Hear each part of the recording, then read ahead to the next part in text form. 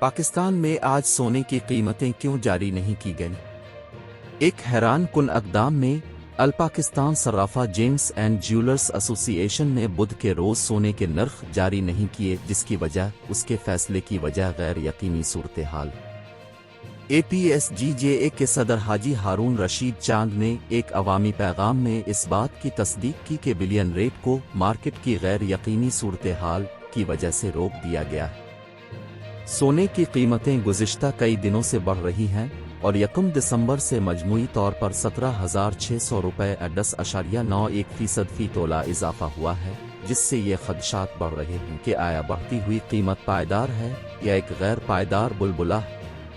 چاند تاہم قیاس آرائی کرنے والوں پر سونے کی قیمتوں کو حد سے زیادہ قیمتوں پر لے جانے کا الزام لگاتا ہے۔ انہوں نے کہا کہ دعووں کے برعکس مقامی مارکیٹ میں بہت کم مانگ ہے۔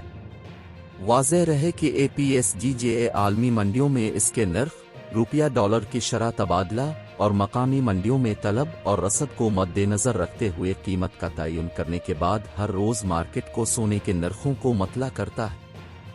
کورونا وائرس وبائی امراض کے دوران کی صورتحال کو یاد کرتے ہوئے چاند نے کہا کہ حقیقت میں مارکیٹ کی صورتحال اسی طرح کی ہے جو COVID-19 کے دوران ہوئی تھی۔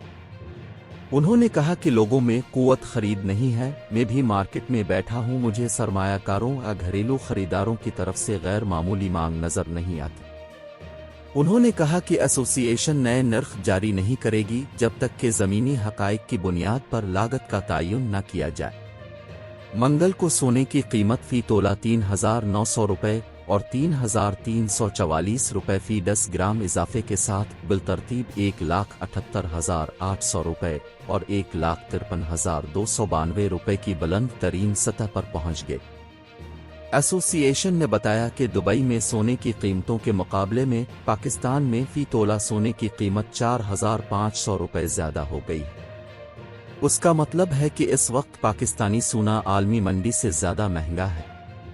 کم لاگت سے زیادہ لاگت میں تبدیلی نے پاکستان میں بلین کی قیمت کی پائیداری پر بھی سوالات اٹھائے۔